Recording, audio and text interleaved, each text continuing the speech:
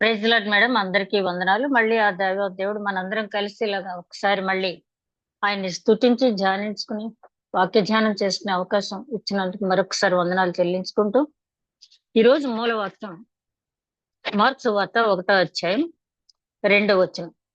Marks వార్త 1వ అధ్యాయం 2వ వచనం. ఇదిగో నా దూతను నీకు ముందుగా పంపుచున్నాను, అతడు నీ మార్గమును సిద్ధపరచును. ఇదిగో నా దూతను నీకు ముందుగా పంపుచున్నాను, అతడు నీ మార్గము సిద్ధపరచును. ప్రేమ మేడల్ మా తండ్రి ఇంతవరకు క్షేమంగా కాపాడి సంరక్షించి నాయన అడ్వెంట్ లోని నాయన సెకండ్ వీక్ లో ప్రవేశపెట్టినందుకు, థర్డ్ వీక్ లో ప్రవేశపెట్టినందుకు వందనాలు. దయగల మా ప్రభ, మేమేమై ఉన్నామో కేవలం అది నీ ఉచితమైన కృపలైనా తండ్రి. మా జీవితంలో ఎన్నో అడ్వెంట్లు, క్రిస్మస్లు, న్యూ ఇయర్స్, ఈస్టర్, గుడ్ ఫ్రైడ్స్ ఎన్నో వెళ్ళిపోతున్నాయి తండ్రి. కానీ నాయన మా ఆత్మీయ జీవితం ఎంతవరకు ఎక్కడి వరకు వచ్చిందో నాయన, నీ రాకడ కోసం పెదవులతో పిలవటం మాత్రమే కాకుండా హృదయపూర్వకంగా సిద్ధపడి నాయన నీవు మళ్ళీ ఈ లోకాన్ని సందర్శించినప్పుడు, యూద గోత్ర సింహంగా న్యాయాధిపతిగా వచ్చినప్పుడు కొండల చాటున గుట్టల చాటున దాక్కునే వారిని కాకుండా నాయన నీతి సూర్యుడు నిన్ను సంతోషంతో ఎదుర్కొనే స్థితిలో నాయన మేము సిద్ధపాటు కలిగి ఉంటానికి అనుదినము నాయన వాక్యం ధ్యానించుకుంటున్న కృప మాకు అనుగ్రహిస్తున్నందుకు వందనాలు. ధ్యానించిన వాక్యాన్ని గ్రహించి ఆచరించే కృప అనుగ్రహించమని నాయన కార్యాంతముని స్థుతించిన పాత్ర దయచమని, ఏ రకమైన ఇబ్బంది లేకుండా నీ కాపుదలు ఉంచమని, వచ్చిన వారందరిపై నీ యొక్క పరిశుద్ధాత్మ నడిపింపు దయచేసి వినగల చెవి, గ్రహించగల మనసు, ఆచరించగల హృదయం దయచేయమని, వాక్యం ధ్యానిస్తున్న నన్ను మరుగుపరిచి నన్ను ఒక బోరుగా వాడుకోమని మా ప్రభువును నీ ప్రియ కుమారుడని యేసుక్రీస్తు ద్వారా వేడుకుంటున్నాం తండ్రి.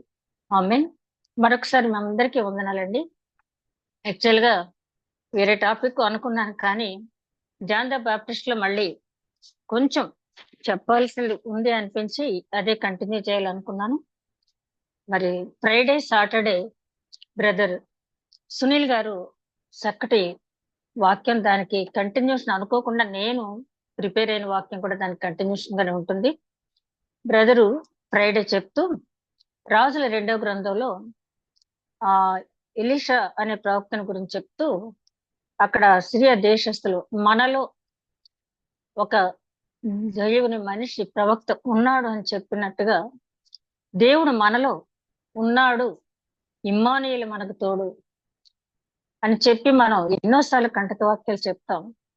ఇమ్మానుయేలు మనకు తోడు అనే మాటకి ఇంకా కొనసాగింపుగా చూస్తే మనలో నివసించే దేవుడు, మనతో ఉండే దేవుడు, మన కొరకు త్యాగం చేసిన దేవుడు, మన కోసం పునరుత్థానం పొందిన దేవుడు అని మనం జ్ఞాపకం చేసుకున్నట్టయితే, నిజంగా అది హృదయపూర్వకంగా ఫీల్ అయినట్టయితే క్రిస్మస్ ఆనందం మనం పొందగలం. అదే విధంగా మరి బ్రదర్ సాటర్డే కూడా చెప్పిన వాక్యం, మనం బహు ప్రియులుగా ఎట్లా ఉండాలి, దేవుడు మన మధ్య సంచరిస్తున్నప్పటికీ మన ప్రార్థన ఆలకించి మనలో ఆయన నివసించాలి, మనల్ని నిత్య జీవానికి ఆయన నడిపించాలి అంటే ఆయన మనం ప్రియులుగా ఎట్లుండాలని దాని వీళ్ళు చేసిన ప్రార్థన చక్కగా వివరించి చెప్పడం అనేది జరిగింది. అదే విధంగా ఈ రోజు నేను తీసుకున్న టాపిక్, క్రైస్తవులుగా మనం ఈ లోకంలో ఉన్నప్పుడు మనకు ఒక ప్రత్యేకత ఉంది. ఎక్లేషియా సంఘం, బయటకు పిలువబడిన వారు అని, అంటే ఈ లోకంలోంచి మనం బయటకు పిలువబడిన వారు, ఒక ప్రత్యేకత మనకుంది. ఆ ప్రత్యేకత అనేది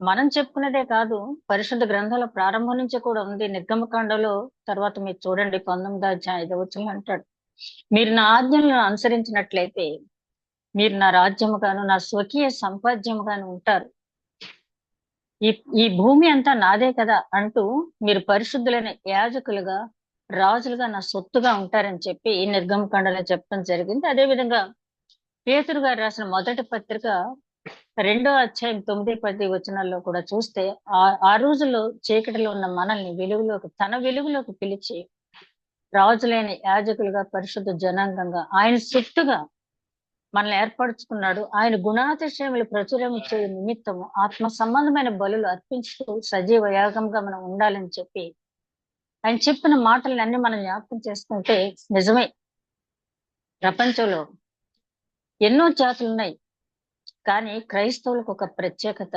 ఏంటంటే, క్రీస్తు శిష్యులు అనగానే ఏమి తెలియని వాళ్ళు కూడా, అసలు బైబిల్లో ఏముందో కూడా తెలియని వాళ్ళు కూడా, ఒక క్రైస్తవుడు తప్పు ఏదైనా చేస్తే మీరు క్రిస్టియన్స్ కదా ఇలా చేశారేంటి, అని అడుగుతారు. అదే విధంగా ఒకవేళ క్రిస్టియన్ ఎవరైనా సండే ఇంటి దగ్గర ఉంటే, అవును మీరు క్రిస్టియన్స్ కదా, ఇవాళ ప్రభు దగ్గరికి వెళ్ళలేదా? ఏమి తెలియని వాళ్ళు కూడా. అదే విధంగా ఈవేళ మీరు వాక్యం వినటానికి వెళ్ళలేదా అని రకరకాలుగా అడుగుతూ ఉంటారు. అంటే క్రైస్తవులు అనేది ఒక ప్రత్యేకత అన్య జనుల్లోనూ కూడా ఉంది. వారి దేవుణ్ణి అంగీకరించిన లేకపోయినా మనకొక గౌరవం ఆయన్ని అంగీకరించడం వల్ల ఆయన మనకి ఇవ్వటం జరిగింది. అయితే ఆ గౌరవాన్ని పొందిన మనం ఆ గౌరవానికి తగినట్టుగా జీవిస్తూ ఉన్నామా? పేతురు గారు అంటారు, మిమ్మల్ని పిలిచిన పిలుపు చాలా ఉత్తమమైనది, శ్రేష్టమైనది కాబట్టి దానికి అనుగుణంగా మీరు ఉండండి, నడవండి. మరి ఓల్డెన్ డేస్ లో లాటిన్ లో క్రిస్టియన్స్ అంటే దర్శన్స్ అనేవాళ్ళంట. లాటిన్ లో అంటే దర్శనాలు పొందేవారు. క్రిస్టియన్స్ అంటే అప్పుడు క్రిస్టియన్స్ అనబడలేదు. అపోస్తల కార్యాలు 13వ అధ్యాయం వచ్చే వరకు కూడా మొట్టమొదటిగా అంత్యోక్యలో క్రైస్తవులని పిలువబడ్డారు. కానీ అంతకుముందు వివిధ పేర్లతోటి పిలిచేవాళ్ళు. ముఖ్యంగా లాటిన్ లో దర్శన్స్ అనేవాళ్ళు. అంటే క్రిస్టియన్స్ అంటే దర్శనాలు పొందేవారు అని చెప్పి. దర్శనం పొందటం అంటే మామూలు అంశం కాదంటే క్రిస్టియన్ అనే దానికి అంత విలువైన పదాలు అక్కడ వాడటం జరిగింది. అయితే ఇక్కడ జాన్ ద బాప్టిస్ట్ జీవిత చరిత్ర అంతా కూడా మనం 2 వీక్స్ ధ్యానించాం. ఆ ధ్యానించిన తర్వాత ఈ క్రిస్మస్ కాలంలో మొదటి ఆగమనం అయిపోయింది. ఆగమనంలో జరిగిన సంగతులన్నీ మనకు తెలుసు. అలాగే రెండో రాకడలో ఏం జరగబోతుందో ముందే మనకు సిలబస్ ఆయన ఇచ్చేశారు. ప్రిపేర్ అవటం మాత్రమే మనకి.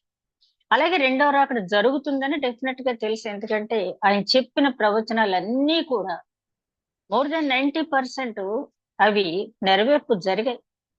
ఇక కొద్దిగా మాత్రమే జరగవలసి ఉంది. ఎవరైనా అంగీకరించినా అంగీకరించకపోయినా అవన్నీ కూడా జరిగి తీరుతాయి. కాబట్టి మీరు రెండవ రాకడలో ఆయనతో పాటు ఆ మధ్యాకాశానికి ఎత్తబడి ఆ 1000 ఏండ్ల పరిపాలన నుండి ఆ తర్వాత నిత్యజీవ ప్రవేశంలోకి మనం వెళ్ళాలి అంటే మీరు ఈ విధంగా ఉండాలి అని చెప్పి ఆయన ఏది కూడా మనకు మరుగు చేయకుండా అన్ని చెప్పారు. అన్ని చెప్పారు. ఏది దాచకుండా యేసుక్రీస్తు 17వ అధ్యాయంలో యోహాను సువార్తలో ఆయన చెప్తారు కదా, నీవు నాకు అనుగ్రహించిన వారిని పోగొట్టుకోకుండా ఒక్క నాశన పుత్రుని తప్ప అందరినీ కూడా నేను నా దగ్గర వారిని ఉంచి నువ్వు చెప్పిన సంగతులన్నీ వారికి బోధించానని ఒక అకౌంటబిలిటీ ఆయన చెప్పడం అనేది జరిగింది. అయితే అన్ని తెలుసు మనకు. అన్ని తెలుసు, పర్వాలేదులే అని నిర్లక్ష్యంతో ఉంటున్నామా? లేదా ఇక్కడ జాన్ ద బాప్టిస్ట్ జీవితం చూసిన తర్వాత ఒక విశ్వాసిగా, లేకపోతే ఒక సంఘ కాపరిగా, లేకపోతే ఒక సంఘంగా మనం ఏమి నేర్చుకున్నాము? రెండవ రాకడ సమయానికి మనం సిద్ధపడుతూ ఇతరులను సిద్ధపరచడానికి మనం ఏ విధంగా వాక్యానుసారంగా ప్రిపేర్ అవుతున్నామని మనం గమనించినట్లయితే ఇక్కడ మనం చదివిన దాంట్లో, ఇదిగో నా దూతను నీకు ముందుగా పంపుచున్నాను, అతడు నీ మార్గమును సిద్ధపరుచును. ఎవరు ఈ మాట ఎవరితో చెప్తున్నారంటే యెహోవా దేవుడు యేసుక్రీస్తుతో స్వయంగా చెప్పినటువంటి మాట. ఇదిగో నా దూతను నీకు ముందుగా పంపుచున్నాను, అతడు నీ మార్గమును సరళం చేయను, సిద్ధం చేయను. యోహాను గురించి ఒక దర్శనం గబ్రియల్ దేవదూత ద్వారా జకర్యాకి, ఇదిగో నీ కుమారుడు ఇలాగా ఉంటాడు, అతను యేసుక్రీస్తుకు మార్గం సిద్ధపరుస్తాడని చెప్పాడు. ఇక్కడ ప్రభువు యేసుక్రీస్తు చెప్పినటువంటి మాట. అలాగే మన గురించి కూడా దేవుని దృష్టిలో కొన్ని తలంపులు ఉన్నాయి.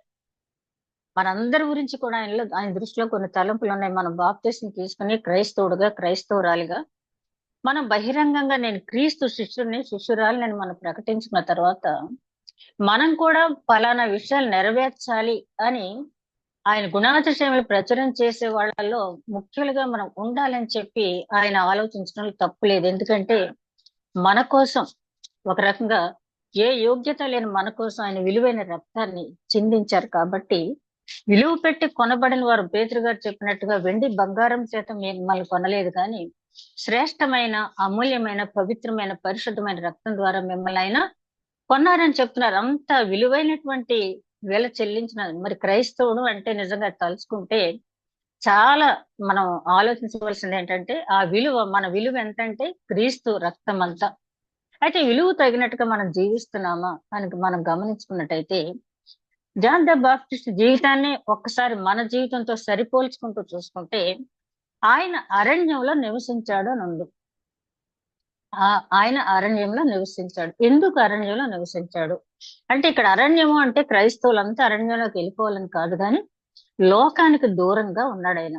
ఎందుకంటే లోకంలో ఉన్నదంతా కూడా శరీరాశ, నేత్రాశ, జీవపు డంబం.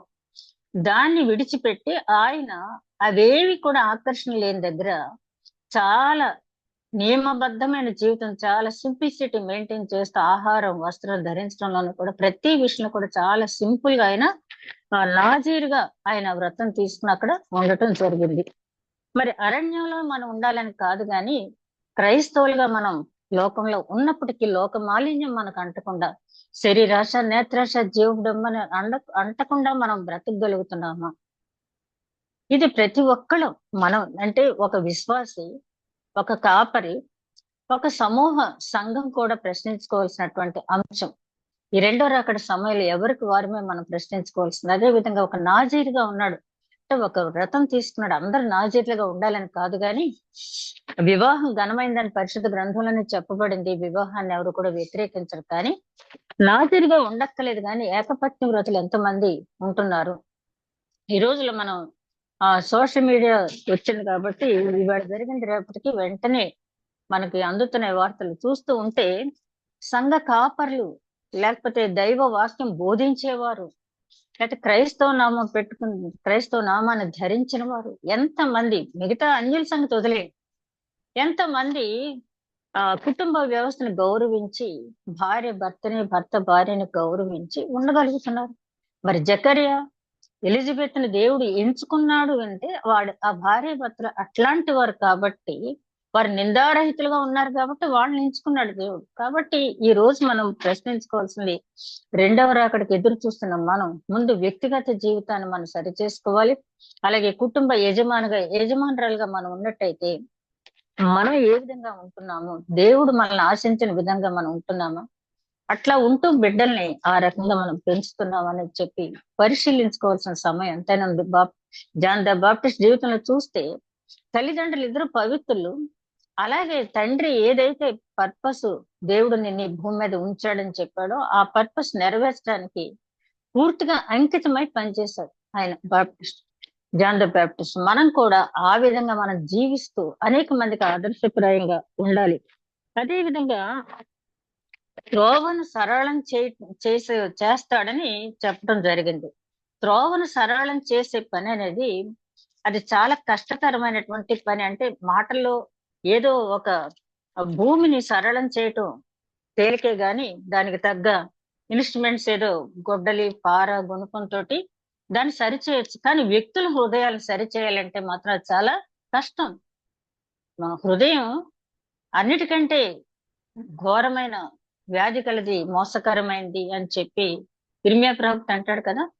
ఘోరమైన వ్యాధి కలిగినటువంటి హృదయాన్ని సరిచేయటానికి ఒక విశ్వాసిగా, ఒక సంఘ కాపరిగా మనం ఏం చెయ్యాలి అనేది తిమోతికి రాసిన 2వ పత్రిక 3వ అధ్యాయం 13, 15, 14, 15 తిమోతి రాసిన 2వ పత్రిక 3వ అధ్యాయం 16 వచనం నుంచి మనం గమనించినట్లయితే,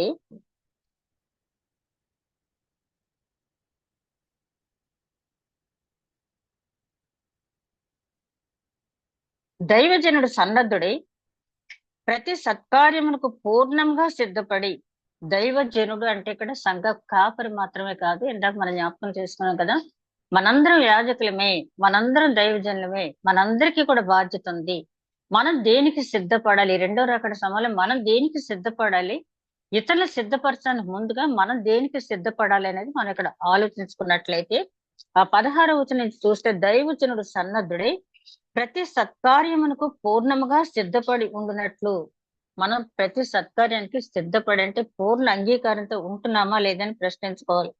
అదే విధంగా దైవావేశము కలిగిన ప్రతి లేఖనము ఉపదేశించుటకును, ఖండించుటకును, తప్పుదిద్దుటకును. చూడండి, దైవావేశం వలన కలిగిన లేఖనాలు, ఈ లేఖనాల్లో ఏ ఒక్కటి కూడా ఎవరో ఇష్ట ప్రకారం రాసినవి కాదు. మనందరికీ తెలుసు, పరిశుద్ధాత్మ నడిపింపుతో దైవ సహాయంతో వ్రాయబడినవే కాబట్టి ఆ లేఖనాలు జనంలోకి మనం తీసుకెళ్లేటప్పుడు లేఖనములను ఉపదేశించుటకును, ఖండించుటకును, తప్పుదిద్దుటకును, ఉపదేశించడం మాత్రమే కాకుండా ఖండించాలి, తప్పుదిద్దాలి. తప్పుదిద్దటం అంటే ఊరుకుంటారండి అవతల వాళ్ళంటే? మనం చెప్పే విధంగా చెప్పాలి. చెప్పిన తర్వాత వాళ్ళలో మార్పు తీసుకురావడానికి ప్రయత్నం చెయ్యాలి. అలా చెయ్యాలి అంటే ముందు మన జీవితం వాళ్ళకి మాదిరికరంగా ఉండాలి. లేనట్టయితే చెప్పొచ్చావులేమ్మా, చెప్పొచ్చావులే అంటారు. మొహం మీద అన్నా లేకపోయినా ఈయనేదో చెప్తున్నారంట వాక్యం వినాలి మనం. ఈవిడేదో చెప్తుందంట వాక్యం వినాలని చెప్పి ఆ చెప్పిన వాక్యానికి వాళ్ళు విలువ ఇవ్వకపోవటమే కాకుండా దానికున్న విలువ కూడా పోతుంది. నీతి యందు శిక్ష చేయుటకును, నీతి యందు శిక్ష చేయుటకు ప్రయోజనకరమైనది. చూడండి 4 విధులు మన మీద పెట్టాడు ఆయన. ఏంటది? లేఖనాలు బోధించాలి, బోధించేటప్పుడు ఉపదేశించేటప్పుడు ఖండించాలి. వాక్యం రెండంచులు కలిగిన ఖడ్గం కాబట్టి అది మూలుగులో కూడా వెళ్ళిపోద్ది అంటాడు హెబ్రీ గ్రంథకర్త. అంటే మనం చెప్పే విధానాన్ని బట్టి మనం అసలు వాక్యం చదవటంలోనే తేడా ఉంటుంది. ఒకసారి నేను మొన్న వింటున్నాను. ఒకసారి 123 123 23 సంకీర్తన ఒక పెద్ద సెలబ్రిటీ వచ్చి నాకు చదవాలని ఆశ ఉందని చెప్పన్నాడు. చాలా బాగా చదివాడంట ఆయన. చదివిన తర్వాత ఆ సంఘ కాపరి అదే కీర్తన చదివారంట. అక్కడ కూర్చున్న వాళ్ళందరూ కూడా సంఘ కాపరి చదివేటప్పుడు కళ్ళల్లోంచి నీళ్లు వచ్చినాయంట. అంటే ఆ చదివే విధానం ఎవరైతే ఆ హృదయంలో అనుభవిస్తూ చదువుతారో అది. అంటే మన లేఖనం చదివేటప్పుడే అవతల వాళ్ళ యొక్క అటెన్షన్ మన పక్కకు వచ్చేటట్టుగా ఆ చదివే విధానం కూడా ఉండాలి. అదే విధంగా ఖండిస్తూ, అంటే నీవు ఇలాంటి కొంతమంది పాస్టర్లు ఉంటారు, ఎవరి మీద నాకు కోపం ఉంటే వచ్చే ఆదివారం చెప్తాను నీ పని అని చెప్పి పుల్పిట్ మీద ఉపయోగించుకుని చెప్పేవాళ్ళు. అది కాదు అక్కడ. ఖండిస్తూ అంటే వ్యక్తిగతంగా కాదు, కానీ ఒక తప్పు చేసేటప్పుడు మనం కొరింథీయులకు రాసిన 2వ పత్రికలో చూస్తాం కదా. అక్కడ మొదటి పత్రిక 5వ అధ్యాయంలో జారత్వం జరుగుతుందని చెప్పి పౌలు గారు చాలా ఖండించారు. ఖండించిన తర్వాత వాళ్ళలో మార్పు వచ్చింది. వచ్చిన తర్వాత ఆయన అదే 2వ పత్రిక 7వ అధ్యాయం 10వ వచనం అంటాడు, మిమ్మల్ని దుఃఖ పెట్టాను, నేను బాధపడలేదు కానీ దైవ చిత్తానుసారమైన దుఃఖం రక్షణార్థమైన మారు మనసు కలుగు చేస్తుంది కాబట్టి మీలో మార్పు కలిగినందుకు నేను సంతోషిస్తున్నాను అంటాడు. అట్లాగా అంటే మనం ఖండించే విధానం ఇతరుల మేలు కోసం మనం చేస్తున్నాము అనే భావన వాళ్ళలో రావాలి. ఆ భావన వచ్చినప్పుడు ఏదైనా మా మంచికే. చూడండి, ఉపాధ్యాయులు శిక్షించినప్పుడు, కొంతమంది ఉపాధ్యాయులు శిక్షించినప్పుడు పేరెంట్స్ వెంటనే దండయాత్రలో వచ్చేస్తారు. కొంతమంది శిక్షించినప్పుడు ఆహా పలానా మాస్టరా, పలానా టీచర్ గారా అయితే వెళ్ళొద్దులే అనుకుంటారు. ఎందుకంటే వాళ్ళు కష్టపడి చెప్తారు కాబట్టి పిల్లల్ని కొట్టినా పర్వాలేదు అనుకుంటారు. అలాగే తప్పు దిద్దాలి, ఖండించాలి, నీతి యందు శిక్షణ కూడా వారికి ఇవ్వాలి. నీతి యందు శిక్షణ కూడా 2 ఇవ్వాలి. ఇది మనం ఎంతవరకు చేయగలుగుతున్నాం. ఇది చెయ్యాలి అంటే ముందు వాక్యం మనకి బాగా తెలిసి ఉండాలి. ఆ తెలుసున్నప్పుడు ఒక వ్యక్తిని మనం గద్దించేటప్పుడు గాని, ఒక వ్యక్తికి మనం ఉపదేశించేటప్పుడు గాని, ఏ వాక్యం ఏ రిఫరెన్స్ తీసుకుని చెప్తే ఇక్కడ బాగుంటుంది అని చెప్పి ఆ రిఫరెన్స్ తీసుకుని దాన్ని వివరించి చెప్పగలిగినప్పుడు, ఎందుకంటే మన సొంత మాటలు మనం ఎప్పుడు కూడా చెప్పకూడదు.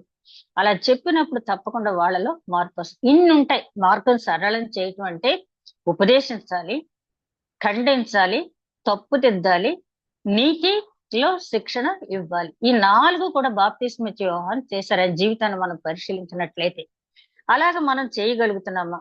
తర్వాత విషయం చూస్తే అక్కడ యూదులు బాప్తిసం పొందటానికి వచ్చారు అని ఉంది. పరిసయ్యులు, సద్దూకయ్యులు. అది మనం చాలా తేలిగ్గా తీసుకుంటాం. ఏముంది, బాప్తిసం పొందటానికి వచ్చారు, ఎంతో మంది వచ్చారు, వాళ్ళు వచ్చారని. కానీ యూదుల్లో ఒక అహంకారం ఉంది. ఏంటంటే మేము పుట్టుకతోనే ఆ దైవాంశ మాల ఉంది కాబట్టి, మేము అసలు పాపం చేయలేదు కాబట్టి మాకు బాప్తిసం అక్కర్లేదు, యూదేతరులకు బాప్తిసం కావాలి అని వాళ్ళు ఏం చేశారంటే ఇతర శాఖల నుంచి, ఇతర మార్గాల నుంచి వచ్చినటువంటి వ్యక్తులు ఎవరైనా ఉంటే వాళ్ళు బాప్తిసం తీసుకోవాలని చెప్పి వాళ్ళకి యూదామత ప్రిన్సిపల్స్ అన్ని వివరించి చెప్పి దాన్ని అనుసరిస్తానని వారు చెప్పిన తర్వాత వాళ్ళకి బాప్తిసం ఇప్పించేవాళ్ళు. వాళ్ళని ఏమనేవాళ్ళు అంటే మత ప్రవిష్టులు అనేవారు. ఎవరైతే యూదేతరులుగా ఉండి యూదా మతాన్ని స్వీకరించడానికి వచ్చారో వాళ్ళకి మాత్రం బాప్తిసం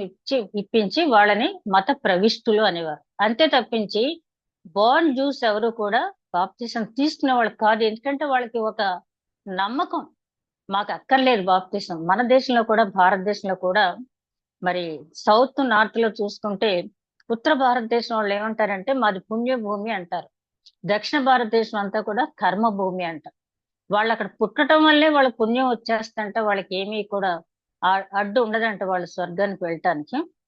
కానీ దక్షిణ భారతదేశంలో కర్మభూమి కాబట్టి వీళ్ళు ఎప్పుడు కూడా ఆ కర్మ ఫలితాన్ని అనుభవిస్తారు. క్రియా ఫలితం అంటాం కదా, అందుకనే వాళ్ళకి ఉత్తర భారతదేశం వాళ్ళకి కొంచెం దక్షిణ భారతదేశం వాళ్ళు అంటే ఒక రకమైన, అక్కడ బ్రాహ్మిన్స్ అయినా ఇక్కడ బ్రాహ్మిన్స్ వాళ్ళు బ్రాహ్మిన్స్ గా ఒప్పుకోరు. వాళ్ళకి ఏంటంటే మాది పుణ్యభూమి, మీది కర్మభూమి. అలా యూదుల్లో కూడా మేము దైవాంశ సంభూతులం కాబట్టి, దేవుడు మాలోంచి వచ్చాడు కాబట్టి మేము బాప్తీసం తీసుకోక్కర్లేదు. కానీ వాళ్ళకి తెలియని విషయం ఏంటంటే, పౌలు గారు చక్కగా చెప్పారు కదా, మరి 5వ అధ్యాయంలో మన రోమాపత్రిక 5వ అధ్యాయంలో చూస్తే, అందరు 3వ అధ్యాయంలో అందరూ పాపం చేసి దేవుడు అనుగ్రహించే మహిమను పొందలేక ఉన్నారని చెప్పి, 5వ అధ్యాయానికి వచ్చేటోడికి ఎందుకు అందరూ పాపం చేశారు, ఏ ఒక్కడు ఎందుకు మంచిగా లేరు అంటే ఆయన చక్కగా వివరించాడు. మనంతా కూడా ఆదాం నుంచి వచ్చిన వాళ్ళమే కాబట్టి, ఆదాం పాపం చేశాడు, ఆదాం దగ్గర నుంచి వచ్చాం కాబట్టి మనలో అది ఉంది, ఆ పాపం అనేది మనం ఉంది. రక్షణ పొందాలి, అందరూ కూడా పొందవలసింది. అందులో ఏ రకమైనటువంటి ఎక్సెప్షన్ లేదు ఎవరికి కూడా అని చెప్పి ఆయన చక్కగా వివరించి చెప్పడం జరిగింది. అయితే యూదులు ఇది మిస్ అయ్యి మేము బాప్తిసం పొందక్కర్లేదు అని చెప్పి అనుకున్నారు. కానీ అక్కడ యోహాను గారు ఉపదేశించిన ఉపదేశం విని వాళ్ళు మాకు కూడా బాప్తిసం అవసరమే అని చెప్పి వాళ్ళుగా రియలైజ్ అయ్యి అక్కడికి వచ్చారు. అందుకని ఆయన అంటాడు, సర్ప సంతానమా, మిమ్మల్ని ఇక్కడ పంపించింది ఎవరు, మీకు బుద్ధి చెప్పిన వారు ఎవరు? ఎందుకంటే ఇంతకాలం కూడా మీకు బాప్తిసం అక్కర్లేదని చెప్పి విర్రవీగారు కదా, ఇప్పుడు ఎందుకయ్యా పరిగెత్తుకొచ్చారని చెప్పి అనటానికి కారణం ఏంటంటే, వాళ్ళు మేము అబ్రహాం సంతానము అది అని చెప్పి వాళ్ళు సృష్టికర్తను ఏ రకంగా గౌరవించాలి అది గౌరవించకుండా వాళ్ళు ఏదో చాలా అధికులమని ఫీల్ అయ్యేవాళ్ళు. కానీ జాన్ ద బాప్టిస్ట్ ఎంతగా వాళ్ళని ప్రభావితం చేశాడంటే, అటువంటి పరిసయ్యులు, సద్దూకయ్యులు అంటే ఎవరు వీళ్ళు, దేవుని మందిరాల్లో సునగోగుల్లో అక్కడ అర్చనాదులు చేసేవాళ్ళు, దైవ కార్యాలు చేసేవాళ్ళు. ఎక్కువగా ఈ సద్దూకయ్యులు వాళ్ళు ఏంటంటే పునరుత్థానం లేదని, వాళ్ళు పునరుత్థానాన్ని నమ్మరు. పరిసయ్యులు పునరుత్థానం ఉందంటారు.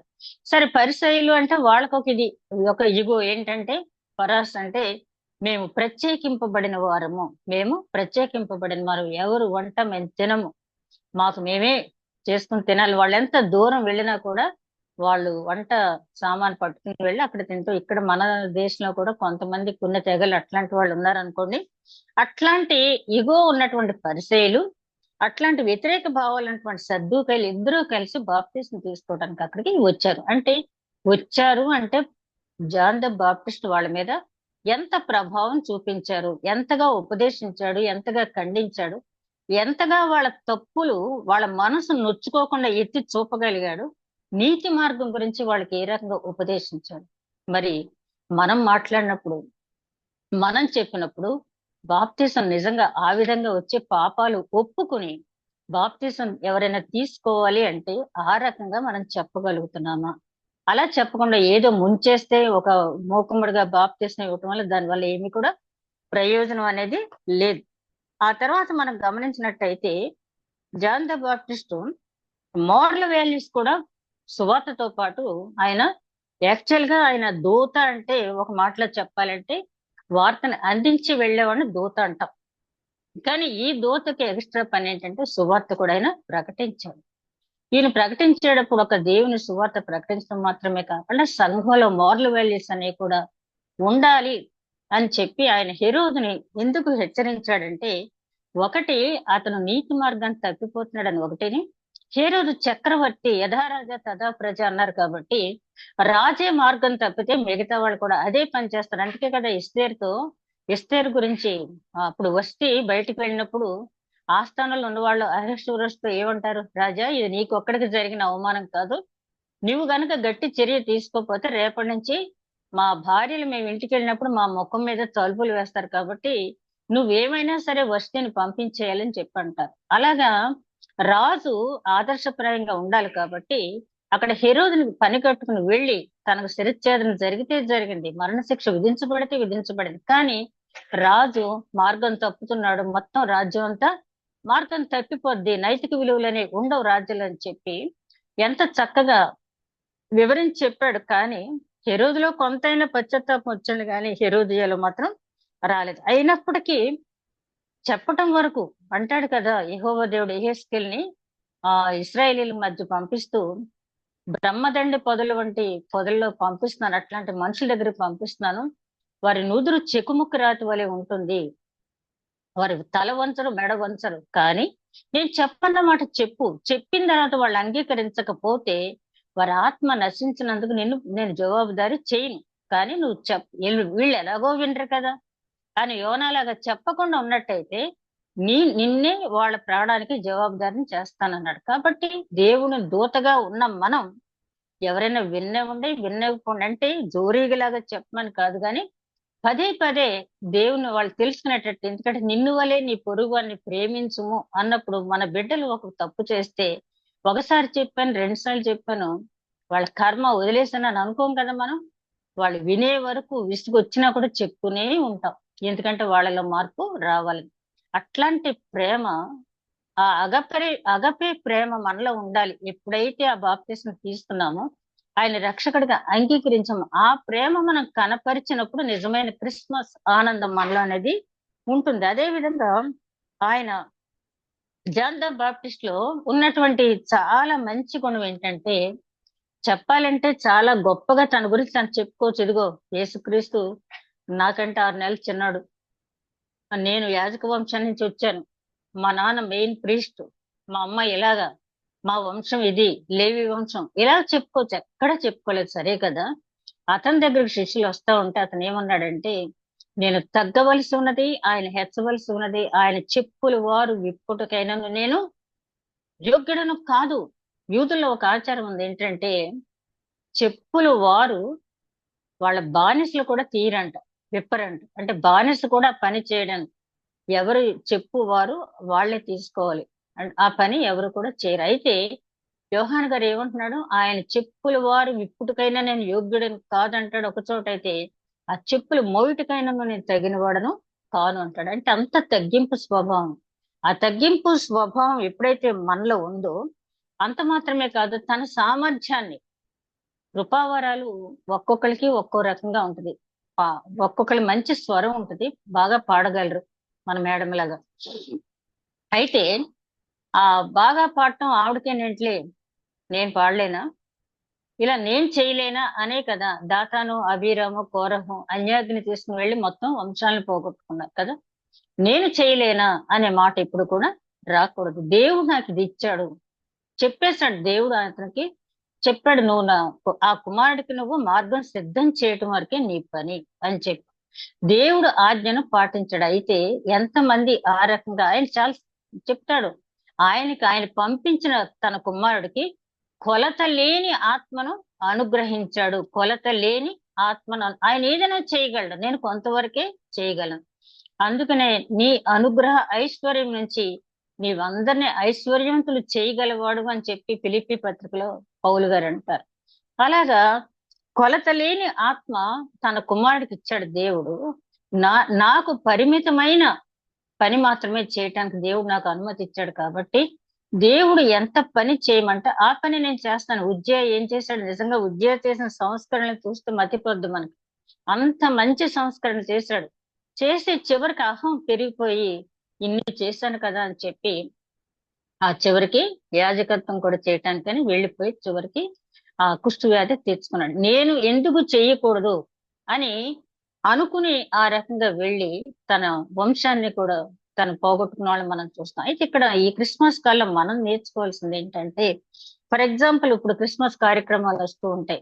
కొంతమంది కొన్ని తలాంతులు ఇస్తారు, పాడగలిగిన వాళ్ళు పాడనివ్వాలి, చెప్పగలిగిన వాళ్ళు చెప్పనివ్వాలి, అంతేగాని నేను మాత్రం పాడలేను అని చెప్పి ఇతరులు మనం ఇబ్బంది పెట్టకూడదు. అదే విధంగా నేను మాత్రం చెప్పలేనా అని చెప్పి అనుకోకూడదు. జాన్ ద బాప్టిస్ట్ జీవితం మనం చూసినప్పుడు దేవుడు నీకు ఎంత వరకు ఎంత తలాంతు ఇస్తే, ఆయన 2 తలాంతులు ఇచ్చిన వాడిని మెచ్చుకున్నాడు, ఆయన 5 తలాంతులు ఇచ్చిన, అంటే సామర్థ్యం తెలుసు ఎవరికి ఎంత ఇవ్వాలని. ఆ తలాంతు మనకి ఇచ్చిన దాన్ని బట్టి మనం అయ్యో నాకు ఈ వరం ఉంటేనా నేను ఎంత చేసేద్దును అనుకుంటాం కాదు.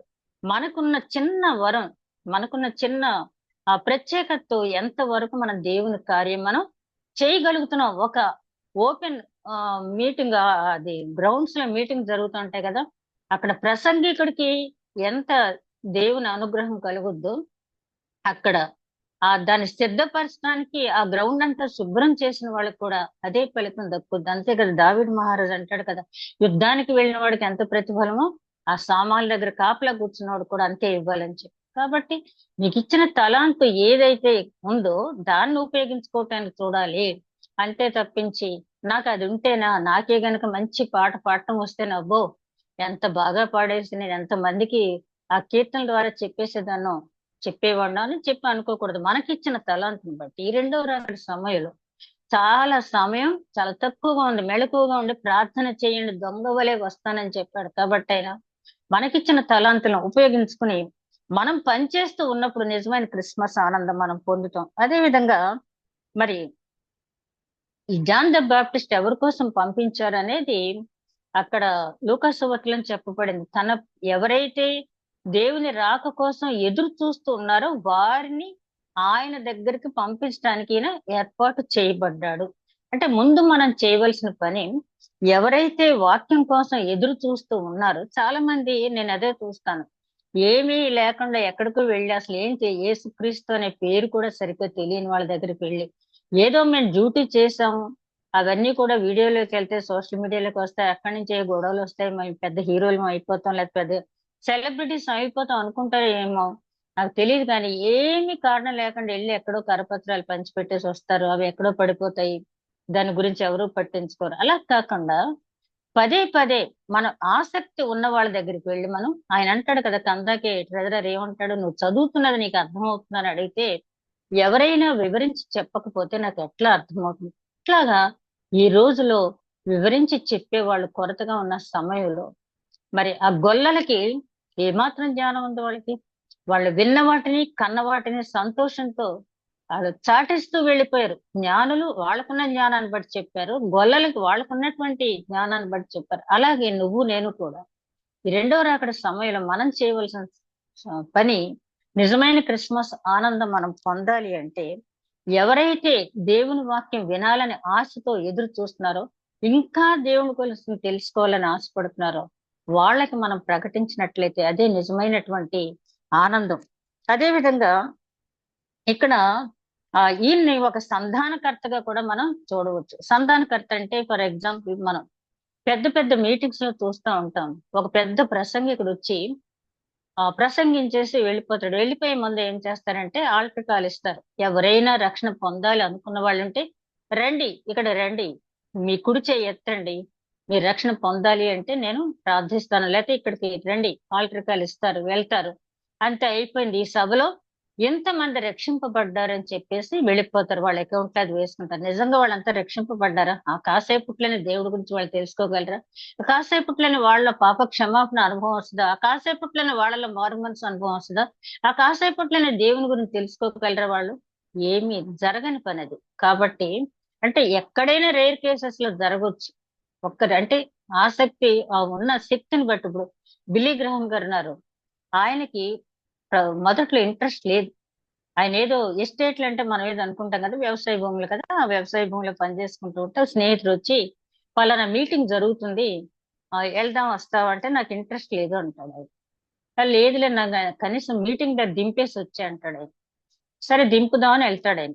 వెళ్ళిన తర్వాత ఆ చివరి లైన్ లో కాసేపు కూర్చుంటాడు. అలాగా కూర్చున్న తర్వాత దగ్గర దగ్గర 7 days వరుసగా అటెండ్ అయ్యి అక్కడే ఆయన మారు మనసు పొంది రక్షణానుభవాన్ని పొందుతాడు. అదే బిల్లీ గ్రహం గారు ఆయన ఏం చేస్తాడంటే, ఈయన మీద ప్రభావం చూపినటువంటి పాస్టర్ గారి పేరు మొర్దెకై.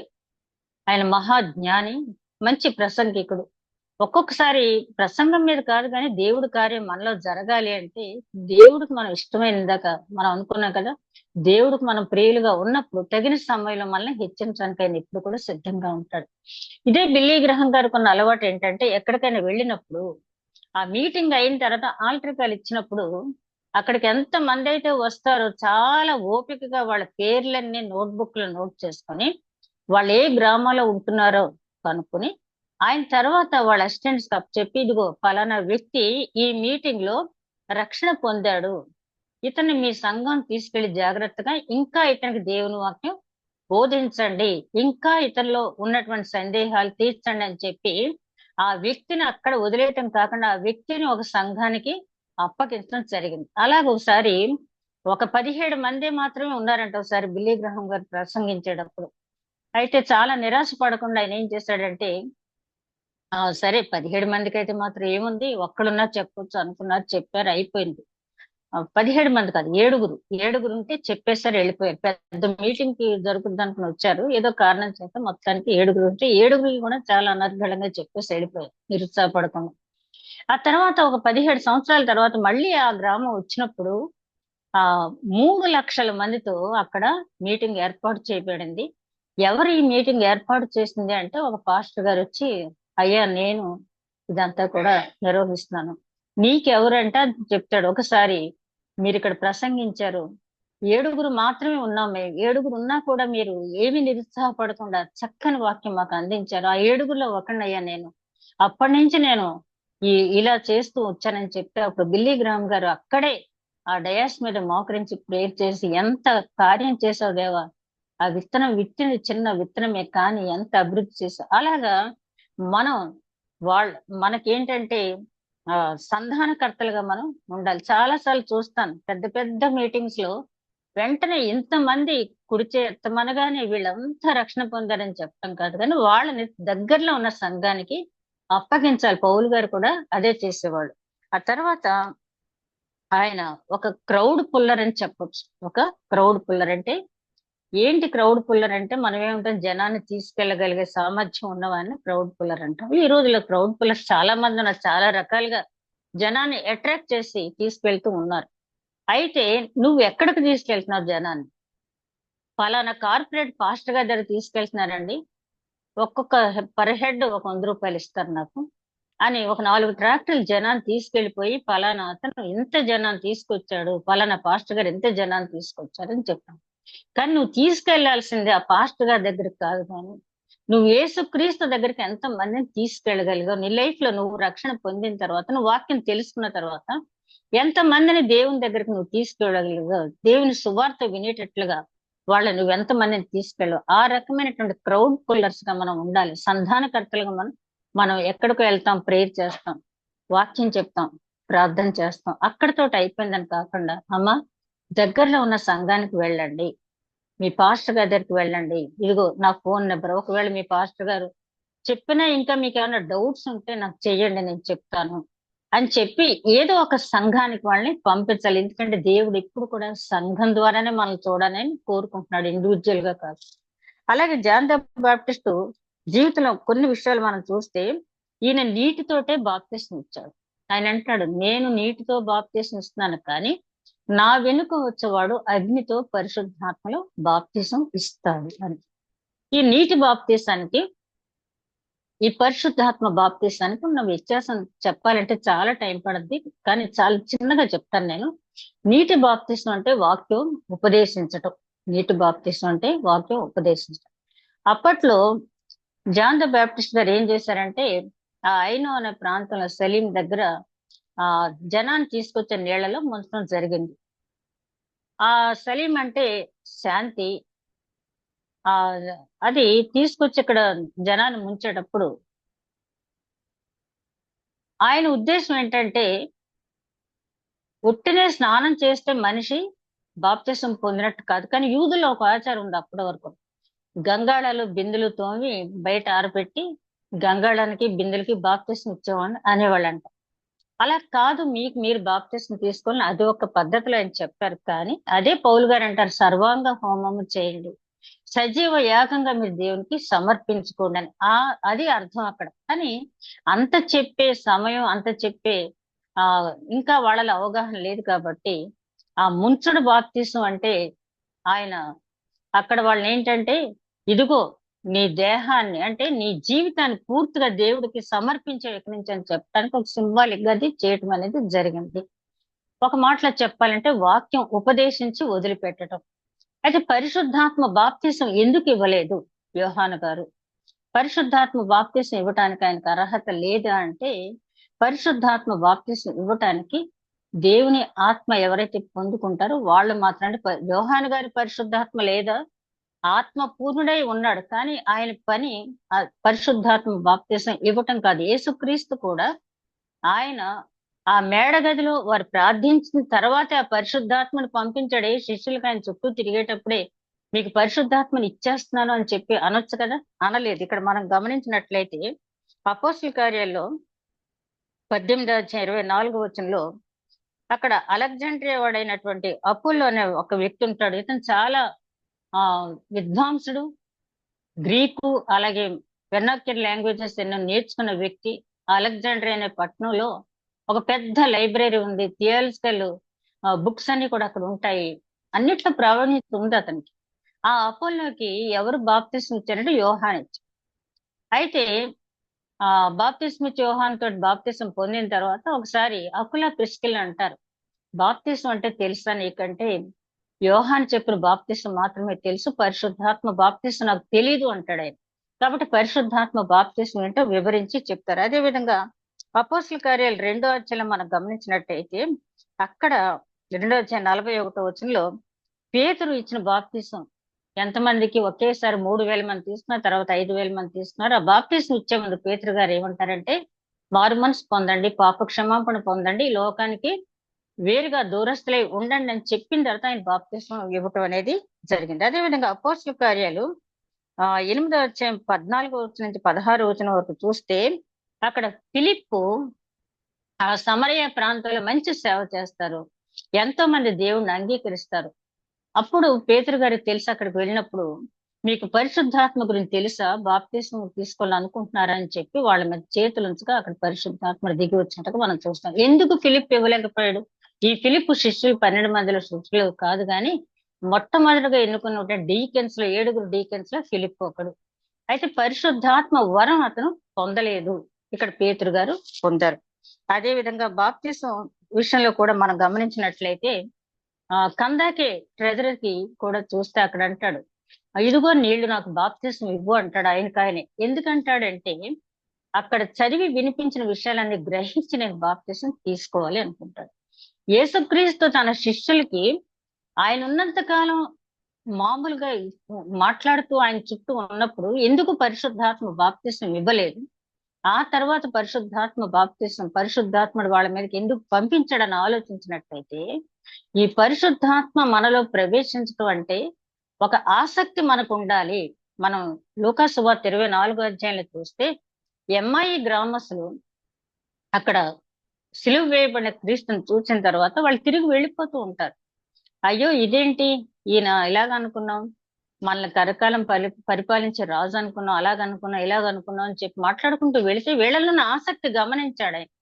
గమనించినప్పుడు వాళ్ళతో మాట్లాడుతూ మందమతులారా అని చెప్పి మాట్లాడి, మోషే ధర్మశాస్త్రం తెలుసుకోరు మీరు, లేఖనాల సారాంశాలు తెలుసుకోరు, ప్రవక్తల ప్రవచనాలను మీరు అర్థం చేసుకోరు, ఏది అర్థం చేసుకోకుండా జరుగుతున్నవన్నీ వాటిలో ఉన్నాయని జరుగుతున్నాయని మీకు తెలియదా అని చెప్పి ఆయన గద్దించి మాట్లాడినప్పుడు వాళ్ళ హృదయాలు ఏమని మండిని, అదే దహించు అగ్ని. ఎవరిలో అయితే ఆ హృదయం మండుద్దో వాళ్ళ మీద పరిశుద్ధాత్మ కుమ్మరింపు అనేది జరుగుద్ది. ఆ హృదయం మళ్ళా మండాలి అంటే ఆ వాక్యం పట్ల ఆసక్తి ఉండాలి. అదే విధంగా ఆ వాక్యం కోసం సాక్షిగా నిలబడాలని ఒక కమిట్మెంట్ మనలో ఉండాలి. ఆ ఎంఐ గ్రామస్తులు ఏం చేశారు? అది విన్న వెంటనే మళ్ళీ తిరిగి వాళ్ళ ఇళ్లకు వెళ్లకుండా మళ్ళీ తిరిగి ఆ మేడ గదిలో తిరిగి ప్రార్థించడానికి వాళ్ళు వెళ్ళారు.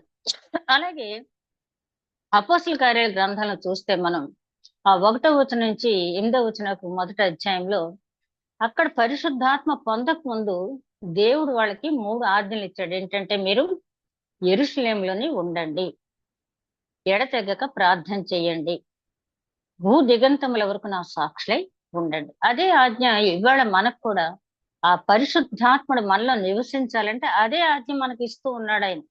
ఇక్కడ జాన్ ద బాప్టిస్ట్ జీవితం ద్వారా మనం తెలుసుకోవాల్సింది ఏంటంటే, ఎన్ని క్రిస్మస్లు మనం జరుపుకున్నా ఆయన చెప్పేది యెరూషలేము అంటే సమాధాన పట్టణం, దేవుడు నివసించే పట్టణం, దేవుడు నివసించే ప్రాంతం, దేవుడు నివసించే స్థలం.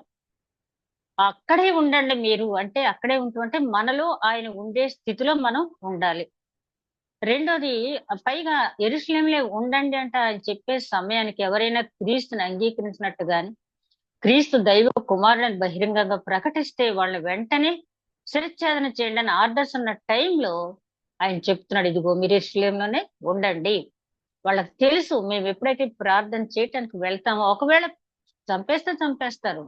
ఎందుకంటే మా మా నాయకుడే వెళ్ళిపోయాడు. ఆయన చెప్పిన ప్రకారం తిరిగి లేస్తాడు. అంతవరకు మేము ఉండాలని చెప్పి వాళ్ళు అక్కడే ఒక కమిట్మెంట్ తో లోపలికి వెళ్ళారు. వెళ్ళిన తర్వాత ఏం చేశారు? ఏదోలే దేవుడు ఉండమన్నాడులే అన్నట్టు కాకుండా ఎడతెగక ప్రార్థన చేశాడు. ఈ రెండో రాకడ కోసం ఎదురు చూస్తున్నాం మనం.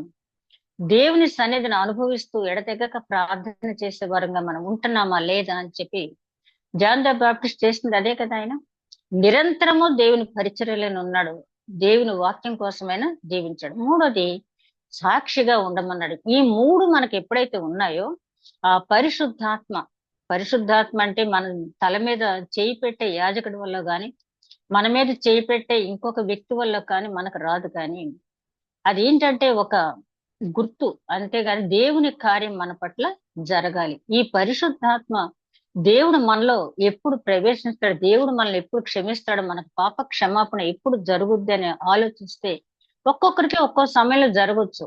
మనం ఫర్ ఎగ్జాంపుల్ యాకోబు గారిని చూస్తే పాత నిబంధన గ్రంథంలో ఆ యబ్బోకు రేవు దగ్గర దేవునితో పెనుగులాడాడు. దేవదూత అంటారు కానీ దేవునితో పెనుగులాడాడు. పెనుగుల అనుభవం అంటే దేవుని ముఖాన్ని చూశాను నేను అంటాడు. అంటే తను సంపాదించింది అంతా కూడా తన అన్నగారి దగ్గరికి ముందుగా పంపించేస్తాడు. ఈవెన్ భార్య పిల్లల్ని కూడా పంపించేస్తాడు. కానీ అతనికి ఏంటంటే ఇవేవి కూడా నా ప్రాణాన్ని కాపాడలేవు. దేవుడు మాత్రమే నన్ను ఈ యబ్బోకు రేవు అంటే ఈ జీవితాన్ని ఇక్కడి నుంచి నిత్య జీవం అంటే దేవుని సన్నిధికి చేర్చగలిగింది ఆ దేవుడు తోడు మాత్రమే అని చెప్పి, నీవు నన్ను దీవించే వరకు నేను వదలను దేవ అన్నప్పుడు ఆయన ఏమన్నాడు? నీ పేరు ఏంటి అన్నాడు. ఆయన తెలియదు, ప్రతి వారిని పేరు పెట్టి పిలిచే దేవుడు. అదే పాప క్షమాపణ. నా పేరు యాకోబు అన్నాడు. అంటే యాకోబు అంటే మోసగాడు. కొంతమంది ఏదో మడిమిన పట్టుకుని వచ్చిన వాడు అది అని చెప్తున్నారు. కానీ మగసిరి గలవాడు అన్ని రైటే, అన్ని ఉన్నాయి అతని జీవితంలో. కానీ డైరెక్ట్ గా చెప్పాలంటే మోసగాడు. ఒప్పుకుంటున్నాడు దేవుడి దగ్గర. అదే పాప క్షమాపణ. అయ్యా నేను మోసగాడిని, నా పేరు ఏంటంటే నేను మోసగాడిని. లేదు లేదు, ఇక నుంచి నువ్వు ఇశ్రాయేలీ అంటే దేవునికి ఇష్టమైన వాడివి. అక్కడ పాప క్షమాపణ పొందాడు అతను. అలాగే జక్కయ్య జీవితాన్ని చూస్తే ఎప్పుడైతే యేసుక్రీస్తు ఆయన ఇంట్లో ప్రవేశించాడో పాప క్షమాపణ ఆటోమేటిక్ గా వచ్చేసింది. ఆయన ముఖకాంతిలో రహస్య పాపాలన్నీ కూడా వెల్లడవుతాయి కదా. అట్లా వెల్లడైని ఎవరితోటి చెప్పలేదు, అయ్యా నేను అన్యాయంగా తీసుకున్న వాళ్ళకి ఇచ్చేస్తాను, 4 గంటలు చెల్లిస్తాను, తనకు తానే ఒప్పుకున్నాడు. అదే పాప క్షమాపణ. కాబట్టి వెంటనే ప్రకటించేశాడు ఆయన, ఇతడు కూడా అబ్రహాము కుమారుడే. ఆ పాప క్షమాపణ ఒక్కొక్కరికి ఒక్కొక్క సమయంలో ఒక్కో స్థలంలో ఒక్కో టైంలో జరగవచ్చు. రెండో దొంగ విషయానికి వస్తే ఆ శిలువ మరణం చెందేటప్పుడు ఏం చేశాడు? అతను తనను గురించి తను ఒప్పుకున్నాడు. తను ఏ స్థితిలో ఉన్నాడో ఒప్పుకున్నాడు. తన సువార్త ప్రకటించాడు. ఆ తర్వాత దేవుణ్ణి అడిగాడు, వాగ్దానం తీసుకున్నాడు, పాప క్షమాపణ పొందాడు. అలాగా పరిశుద్ధాత్ముడు ఎప్పుడు ఎవరిని సంధిస్తాడనేది తెలీదు. పరిశుద్ధాత్మ మనలోకి రావాలి అంటే అది వ్యక్తి. చాలా మంది అంటారు మాది పెంతుకోస్తు సంఘం అండి, మాది ఆ సంఘం అండి, ఈ సంఘం అంటారు. ఏ సంఘం కూడా మనిషికి రక్షణ, నిత్య జీవం, పరిశుద్ధాత్మ అనుభవాన్ని ఏ సంఘం కూడా ఏ సంఘ కాపరి ఇవ్వటం కాదు. కానీ వ్యక్తిగతంగా మనం దేవుని వాక్యాన్ని మనం తెలుసుకున్న దాన్ని ధ్యానించి ఆ యెహోషువతో అంటారు కదా, నువ్వు ధ్యానించు, జీవించు అంటే వాక్యానుసారంగా జీవించు, నడిపించు జనాన్ని. ఆ 3 చెప్తాడు ఆయన యెహోషువకు. అట్లాగే మనం కూడా ఆ వాక్యాన్ని ధ్యానించాలి. ఆ మోడల్ లైఫ్ మనం జీవించాలి. అదే విధంగా జనానికి మనం చెప్పాలి అంటే ఆదర్శప్రాయంగా ఉండాలి. క్రిస్మస్ సెలబ్రేషన్స్ సందర్భంగా మనకు మనం పరిశీలించుకోవాల్సింది, వచ్చిన ఉన్న వాక్యాలన్నీ మనకు తెలుసు. తన ప్రజలను వారి పాపం నుంచి ఆయనే రక్షిస్తాడు. ఎవరిని రక్షిస్తాడు? తన ప్రజలను. మనం ఆయన ప్రజలుగా ఉన్నామా లేదా? యోహాను ఆయన దూతగా వచ్చాడు, మనం ఆయన ప్రజలుగా ఉన్నామా లేదా? అదే విధంగా అంటాడు కదా, కన్యక గర్భం ధరించి కుమారుని కన్ను, అది తెలుసు మనకు ప్రవచనం. అంటే ఆయన ఇమ్మానుయేలు మనకు తోడు అంటే వరకే కాదు కానీ మరణం తర్వాత కూడా తోడుండే దేవుడు ఎప్పుడు ఉంటాడు అంటే, ఆ మరియ ఎంత పరిశుద్ధమైన జీవితం జీవించిందో ఆ విధంగా జాన్ ద బ్యాప్టిస్ట్ కూడా అదే పరిశుద్ధమైన జీవితం జీవించాడు కాబట్టే ఆయన ఆ విధంగా చేయగలిగాడు. మనం అంటే వివాహాలు మానేసి లేదా అరణ్యాలు ఉండాలని కాదు గాని, మరి హానోకు కుటుంబంతో ఉంటూనే 300 సంవత్సరాలు దేవునితో ఎట్లాగైతే నడిచాడు, అదేమి అసాధ్యమైనటువంటి విషయం ఏం కాదు.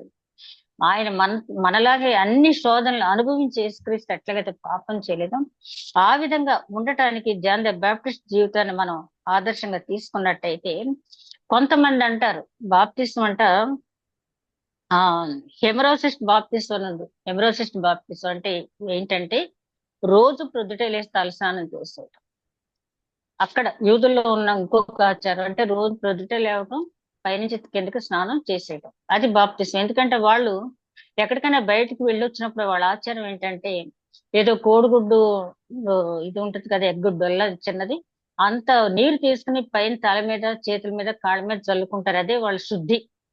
అందుకనే శుద్ధీకరణ ఆచారానికి యోహాను శిష్యులకి మిగతా యూదులకి ఒక డిఫరెన్స్ వచ్చింది. ఏంటి, యోహాను గారు నిండా మునగమంటున్నాడు, మా శుద్ధీకరణ అంటే మేము మామూలుగా చిలకరించుకుంటాం అని చెప్పంటారు. ఈ చిలకరింపు కూడా కొంతమంది చిలకరింపు బాప్తిసం తీసుకున్నారని హేళన చేస్తారు. చిలకరింపు బాప్తిసం అంటే ఏంటంటే, యాక్చువల్ గా మీరు యెషయా గ్రంథం, నాకైతే అధ్యాయం రిఫరెన్స్ అయితే గుర్తులేదు కానీ ఆయన గురించి చెప్తూ, ఆయన అనేక మంది ఆత్మలను చిలకరిస్తాడు అని ఉంది. చిలకరించటం, అనేక మందిని చిలకరిస్తాడు, అనేక మంది హృదయాలను చిలకరిస్తాడంటే వాళ్ళలో మార్పు. అంటే చిలకరించడం అంటే మనం పెరుగు మధ్యకు కొట్టేటప్పుడు కవ్వంతో ఎలా కొడతామో అలాగా ఆయన వాక్యం ద్వారా మనల్ని చిలకరిస్తాడు. అది బాప్తిసం. కొంత చూడండి, ఇశ్రాయేలీలు ఏమంటారు, మోషేలో మేము బాప్తిసం పొందే ఉంటారు. మోషేలో బాప్తిసం పొందడానికి మోషే ఏం చేశాడు, ఆ బానిసత్వం నుంచి కనాన్ దేశం తీసుకొచ్చాడు. అంటే అది భౌతిక బానిసత్వం, భౌతిక విడుదల. కానీ మన దేవుడు మనకి ఆధ్యాత్మిక బానిసత్వం నుంచి ఆధ్యాత్మికమైనటువంటి స్వేచ్ఛ మనకి ఇవ్వటానికి ఈ బాప్తిసం అనేది, ఈ పరిశుద్ధాత్మ బాప్తిసం రావాలంటే మనలో దహించు అగ్నిలాగా ఎప్పుడు కూడా వాక్యం. అందుకని యోహాను గారి గురించి చెప్పినప్పుడు అతను మండుచు ప్రకాశిస్తున్న వెలుగు అని చెప్పి, అంటే ఒక దీపం వెలగాలి అంటే ఆ దాంట్లో మంట అనేది ఉండాలి. అప్పుడు మాత్రం ఇతరులకి మార్గం చూపగలదు. అలాగే మోషే కూడా అక్కడ మిద్యాన్ అరణ్యంలో పొద మండుచున్నదే గాని కాలిపోలేదు. ఆ వెలుగు అనేక మందికి రూపాంతర అనుభవాన్ని చూపించేటట్టు వెలుగు. జాన్ ద బాప్టిస్ట్ జీవితంలో మనం ఇంకోటి గమనించవలసింది ఏంటంటే, ఆయన దేవునికి చెందవలసిన మహిమ తనకి ఎప్పుడు కూడా ఆపాదించుకునే చాలా ముఖ్యమైనటువంటి విషయం. ఈ రోజు ఒక విశ్వాసిగా నేను ప్రార్థన చేశానండి, వెంటనే వాళ్ళకి ఫీవర్ తగ్గిపోయిందండి. నేను ప్రేయర్ చేశానండి, వెంటనే వాళ్ళకున్న దెయ్యం వదిలిపెట్టి పారిపోయిందండి అని చెప్తారు. నువ్వెవరు నేనెవరు చెప్పటానికి? మనం ఎవరికి ప్రార్థన చేస్తున్నాం? ఇందాక మన సునీల్ గారు వాక్యం చెప్పారు కదా, ప్రార్థన ఆలకించువాడా అని చేశాడు దానియేలు. దానియేలు ఎంత గొప్పవాడో మనకు తెలుసు కదా. భీకర కార్యాలు చేసే దేవుడు నువ్వు, నా ప్రార్థన ఆలకించే దేవుడు అని మనం ప్రార్థించినప్పుడు ఆయన ఆలకిస్తాడు. హన్నా ప్రార్థన చేసినప్పుడు ఎక్కడికి చేరింది? ఆయన సన్నిధికి చేరింది. అట్లా మనం ప్రార్థించినప్పుడు ఆయన ఆలకించే కార్యక్రమం చెయ్యాలి తప్పించి, నేనేదో చేశానండి అక్కడ కార్యం జరిగిందని చాలా మంది ఎక్కువైపోయారు ఈ మధ్య. నాకైతే మొన్న ఒక కార్పొరేట్ పాస్టర్ గారి జన్మదినోత్సవ వేడుకలని సోషల్ మీడియాలో చూపించారు. నాకు ఇంకా ఆ మాట అనొచ్చు అనకూడదని చాలా అసహ్యం పుట్టింది. ఎందుకంటే ఒక లక్షలాది జనం అటు ఇటు నిలబడి హల్లెలూయా హల్లెలూయా అంటూ ఉంటే, ఆయన ర్యాంప్ మీద వాకింగ్ 2 చేతులు అటు ఇటు పెట్టి, అంటే వీళ్ళకున్న కోరికలన్నీ తీర్చుకోవటానికి ఈ సేవల్లోకి వస్తున్నారా? నిజంగా అలాంటి చూస్తే మిమ్మల్ని బట్టే కదా నా నామం అన్యజనుల మధ్య దూషింపబడుతుందని చెప్పి, ఇట్లాంటి వాళ్ళు తెలుసుకోవాల్సింది జాన్ ద బాప్టిస్ట్ జీవితం ఎంత ఆదర్శప్రాయమైన జీవితం, ఎంత సింప్లిసిటీ ఆయన మెయింటైన్ చేశాడు. దేవుని దూత అంటే ఆ విధంగా ఉండాలి. నిజమైన క్రైస్తవుడుగా ఆ విధంగా మనం ఉన్నప్పుడు మాత్రమే లోకానికి మనం సాక్ష్యం ఇవ్వగలం. ఆయన ఎంత చక్కగా చెప్తాడు, నేను పెండ్లి కుమారుడు స్నేహితుడు లాంటి వాడిని, పెండ్లి కుమారుడు రాగానే నేను తప్పుకోవాలి, పెండ్లి కుమార్తె కలవాడే ఆ పెండ్లి కుమారుడు, నాకు అంటే సంఘం అక్కడ. అంటే దేవుని మహిమకు నాకు సంబంధం లేదు, అసలు పోల్చుకోలేను అని చెప్పి ప్రతి ఆస్పెక్ట్ లో నేను చెప్పడం అనేది జరిగింది. నువ్వు నేను కూడా ఈ రోజు తెలుసుకోవాల్సింది, క్రైస్తవులు అని చెప్పుకుంటాం మనం, ఎంత వరకు జాన్ ద బాప్టిస్ట్ జీవితం విన్న తర్వాత మనల్ని మనం వాక్యం చెప్తున్న నేను వింటున్న ప్రతి ఒక్కరు కూడా చెక్ చేసుకోవాల్సింది. ఆ తగ్గింపు నాది నాకే, దేవుని దేవునికే. ఆయన ఏమంటాడు? కైసరు కైసరికే, దేవుని దేవునికి. మన దేవుని మహిమ ఎప్పుడు కూడా మనుషులకి ఆపాదించకూడదు. హెరోద్ దగ్గరికి వెళ్ళి ఇది దైవ స్వరమే కానీ మానవ స్వరం కాదు అన్నారు. హెరోదు ఖండించుంటే బ్రతికేవాడు, కానీ ఖండించలేదు కాబట్టి అక్కడికక్కడే పురుగులు పడి చనిపోయాడు. ఎందుకు ఆ ఉదంతం అక్కడ ఎందుకు రాయబడి ఉందంటే, ఈ రోజుల్లో అన్ని చదివినా కూడా ఇప్పటికీ కూడా స్వస్థత వారు నా దగ్గర ఉందని చెప్పి, రండి స్వస్థత పొందండి, లాభం పొందండి అనేవాడే గాని, రండి రక్షణ పొందండి, నిత్య జీవులు ప్రవేశించండి అనే క్యాప్షన్ పెట్టుకుని కూటాలు పెట్టేవాళ్ళు అనేవాళ్ళు లేరు. ఎంతసేపు కూడా మహిమను వాళ్ళకి, ఆవిడెవరో హైదరాబాద్ లో, మరి నేనైతే తెలియదు, వార్తల్లో వింటున్నాను, నేనే క్రీస్తు అంటున్నాంటే ఎంత తప్పు అసలు. దేవుని మహిమ, జాన్ ద బాప్టిస్ట్ అంతటి వాడే ఆయన చెప్పులు మోయటానికన్నా నేను తగని వాడిని, ఆయనకు కొలత లేని ఆత్మ అనుగ్రహింపబడింది, నాకు పరిమితమైనటువంటి ఆత్మ అనుగ్రహింపబడింది, ఆయన హెచ్చవలను, ఆయనకు అసలు నేను ఎందులోనూ కూడా సరిపోను అని చెప్పి అన్నారు. అది మనం ఆయన జీవితం నుంచి నేర్చుకోవాల్సింది. ఎంత ఆదర్శప్రాయమైన జీవితం ఈయన జీవించాడు అంటే మెయిన్ కాదేంటంటే, ఆయన గురించి ముందుగానే లూకాసు వార్త 1వ అధ్యాయంలో చెప్పబడిన మాట, అతను పుట్టిన మొదలుకొని ఆత్మ పూర్ణుడై ఉంటాడు. ఎవరైతే ఆత్మ పూర్ణులై ఉంటారో వాళ్ళు మాత్రమే ఈ విధంగా జీవించగలరు. పరిశుద్ధాత్మ మనకు అనుగ్రహింపబడింది. చాలా మంది అంటారు రక్షణానుభవం పలానా తేదీని పొందినానండి, ఆత్మానుభవం పలానా తేదీని పొందినండి, భాషలో మాట్లాడటం పలానా తేదీ. అస్సలు ఇప్పుడు కూడా చెప్పకూడదు. ప్రతి దినము రక్షింపబడవలసిన వారమే, ప్రతి దినము ఆయన వెంబడించవలసిన వారమే. ఎందుకంటే దావీదు మహారాజు 51వ సంకీర్తనలో ఏమంటాడు? తిరిగి నాకు రక్షణ అనుగ్రహించు అంటే ఆయనకి తెలిసిపోయింది సమాధానం. అంటే పరిశుద్ధాత్ముడు ఎక్కడికి పోవడం, ఒకసారి మనకు అనుగ్రహించిన తర్వాత మనలోనే ఉంటాడు, కానీ దుఃఖిస్తూ ఉంటాడు మనం చేసే పనులు బట్టి. దుఃఖిస్తూ ఉండి ఆయన కార్యక్రమం చేయలేడు. అందుకని అపోస్తల కార్యాలు 8వ అధ్యాయంలో పౌలు గారు అంటాడు కదా, మనం ప్రార్థించడానికి మోకరించినప్పుడు మన ప్రార్థన దేవునికి చిత్తానుసారమైన ప్రార్థన అని ఆయన అనుకుంటే మన తరపున ఆయన విజ్ఞాపన చేస్తాడు పరిశుద్ధాత్ముడు. ఎప్పుడైతే పరిశుద్ధాత్ముడు మన తరపున విజ్ఞాపన చేస్తాడు, వెంటనే దేవుడు మన ప్రార్థన ఆలకిస్తాడు. అదే కదా దానియేలు గ్రంథం 9వ అధ్యాయంలో ఏమంటాడు? దానియేలు, నువ్వు ప్రార్థిస్తూ ఉంటుండగా నేను దేవునికి బహుప్రియుడు గనక నన్ను నీ దగ్గరికి పంపించాడయ్యా అని చెప్పి గబ్రియల్ దేవత స్వయంగా దానియేలుతో మాట్లాడాడు. అట్లాంటి ప్రార్థన మనం చేయాలంటే ఆత్మ పూర్ణత. నేను ఎప్పుడో పరిశుద్ధాత్మ పొందాను, పరిశుద్ధాత్మ బాప్తీసం తీసుకున్న, లైఫ్ లాంగ్ నా దగ్గర పరిశుద్ధాత్మ నాతోనే ఉంటాడు, ఏం పర్వాలేదు అనుకుంటానికి లేదు. ఎప్పటికప్పుడు జాగరూకులే. అందుకని నిలిచి ఉన్నవారు పడిపోకుండా చూసుకోండి ఆధ్యాత్మిక జీవితంలో చెప్పడం జరిగింది. జాన్ ద బాప్టిస్ట్ జీవితంలో నేను 12 అంశాలు మాత్రమే, 13 అంశాలు మాత్రమే రాశాను. ఇంకా చాలా, అంటే మనం ఈ రెండవ రాకడ సమయంలో ఒక విశ్వాసగా, ఒక కాపరిగా, లేకపోతే ఒక సంఘానిగా మనం తీసుకోవాల్సిన జాగ్రత్తల్లో లోకానికి దూరంగా ఉండాలి. అదే విధంగా కుటుంబ వ్యవస్థను మనం గౌరవించాలి. మనకి అప్పచెప్పిన పని సువార్త ప్రకటించడం అనేది నిత్యము మనం పనిచేసే తావుల్లో ఎక్కడక్కడ ఇంట్లోనే మన దగ్గర పనిచేసే వాళ్ళకి ఎవరికొకరికి సువార్త అనేది చెప్పాలి. అదే విధంగా త్రోవను సరళం చేయటం అంటే మనం తెలుసుకున్న వాక్యాన్ని ఇతరులకు అర్థమయ్యేలాగా మనం చెప్పాలి. నేను ఇదివరకు చెప్పాను, ఒకసారి నేను ఎక్కడికో బయటకు వెళ్తూ తాళం వేస్తే తాళం సరిగ్గా పడిందా లేదని లాగి చూస్తున్నాను. వెంటనే మా చాకులు అంటే, మీరేం లాగక్కర్లేదండి, దీంట్లో దేవుడు ఉంటాడు అంటే, ఆ దేవుడు వాక్యం మనం చెప్పడం మాత్రమే కాకుండా అనుసరించే విధానాన్ని బట్టి ఆ విధంగా ఉంటుంది. కాబట్టి త్రోవను సరళం చేసే టైంలో కొన్ని సార్లు మనం షేమ్ ఫీల్ అవ్వాల్సిన సందర్భం ఉంటుంది. కొన్ని సాధు సుందర్ సింగ్ గారు ఒకసారి ఎవరికో వాక్యం చెప్తే అతను చాలా గట్టిగా దవడ మీద కొట్టాడు. కొడితే ఎందుకు కొట్టాడంటే, అతను ఒక చెయ్యి పైకి ఎండలో ఎత్తి పట్టుకుని ఉన్నాడంట. ఎత్తి పట్టుకుని ఉన్నప్పుడు ఆ ఏంటి ఎత్తి పట్టుకుని ఉన్నావు అంటే, నా చెయ్యి నాకు, నేను ఈ చేత్తో పాపం చేశాను కాబట్టి నేను చెయ్యి ఎత్తి పట్టుకుని ఉన్నాను. అయితే ఆయన వాక్యం చెప్పిన తర్వాత దవడ మీద కొడితే, అయ్యో రెండో చెయ్యి కూడా ఎత్తి పట్టుకుంటావా అని చెప్పి అడిగాడు చాలా సాధు స్వభావంతో. వెంటనే అతను మారు మనసు పొంది పశ్చాత్తాపండి. అలాగా మనం కూడా ఆ విధంగా ఇతరులకు మోరల్ వాల్యూస్ బోధించడం విషయంలో గాని, ఇతరులు తీసుకెళ్లి దేవుని సన్నిధికి వాళ్ళని నడిపించడం గాని, ఏ విషయాలైతే మనం ధ్యానించుకున్నామో అన్నీ కూడా మనం ఆచరించినప్పుడు నిజమైన క్రిస్మస్ ఆనందాన్ని మనం పొందుకుంటాం. అట్టి నడిపింపు దేవుడు మనకి అనుగ్రహించిన గాక దయగలమా ప్రభు ధ్యానించిన వాక్యం నూరంతలుగా దీవింపబడే భాగ్యం దయచి మా ప్రభువును నీ ప్రియ కుమారుడని ఎస్పీస్ ద్వారా వేడుకుంటున్నాం తండ్రి. ఆమేన్.